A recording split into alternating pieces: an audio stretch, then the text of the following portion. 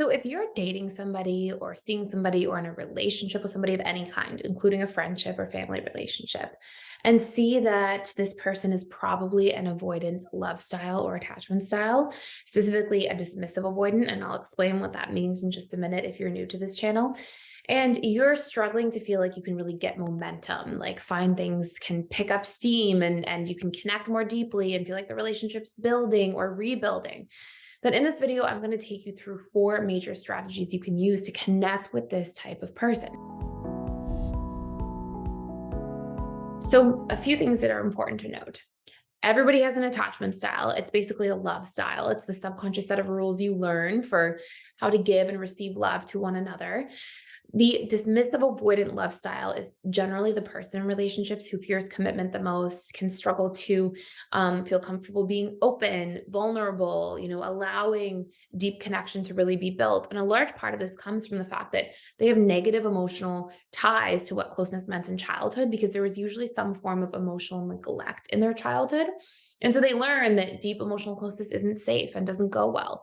And this obviously carries into the way that this person gives and receives love in their adult lives. So, one thing that's really important to realize is that each love style has very unique and different needs. Now, these are going to be some really important strategies to use to connect with the dismissive avoidant love style. However, it's important to note as well that not everybody's ready to change or transform. And there can be downsides to sticking out relationships like this if that person's not willing to, come up and meet you halfway. So you can use these 4 strategies to see, does the needle move in the relationship? Does this sort of open doors so that this person can more deeply connect and meet my needs as well? And if there isn't a mutual reciprocity, then it might be worth considering leaving the relationship or finding a relationship that's a better fit. But oftentimes, these 4 major strategies, along with you communicating your needs, if you're on the receiving end of this relationship, can be very powerful for transforming the way that you connect and deepening that bond as a whole. So, first and foremost, it's really important to acknowledge this love style. I don't mean acknowledge like tell them all these huge, beautiful, amazing things that they are. Dismissive avoidants do not like over the top compliments, but they like to feel acknowledged. If they're trying to do something, if they're trying to show up in the relationship, if they're making an effort, if they remembered something that was important to you, just let them know that you noticed it and that you appreciate it. Little bits of acknowledgement in small forms that are consistent goes such a long way, because a lot of dismissive avoidants feel afraid of really trying and putting an effort in, because at a deep level they usually have this subconscious limiting belief that says, I can't do relationships. I'm not made for relationships. I don't know how to do this stuff or these things. And as they start to actually learn these important dynamics of making compromises and opening up and putting effort in, and then they get acknowledged for it, it positively reinforces them. And as a whole or general rule, dismissive avoidants respond the best to positive reinforcement. Number 2 is, don't forget to have fun and harmony in your relationship. Laughter, lightness, joking around, having a fun time, trying fun new things. Harmony is like a huge draw for dismissive avoidant attachment styles. They tend to bond the most when they feel like harmony is present.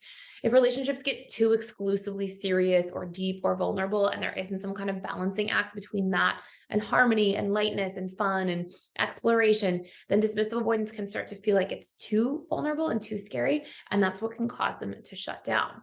Now, if you are not familiar with dismissive avoidance as a whole, or if you want a deeper roadmap to how a dismissive avoidant functions, I actually have a course you can check out for free for 14 days just for the month of February using the link down below. And it will help you understand exactly what challenges come up for dismissive avoidance, what their needs are at all different stages of relationships, like depending on how long you've been dating. It will give you exactly what you need and help you really break through in the relationship in the shortest period of time possible, because it gives you exactly the root cause factors that cause them to withdraw, to take a step back, and to self-protect, and how to work through at the root cause level. So again, it's free for 14 days just for a limited time. You can use the link down below.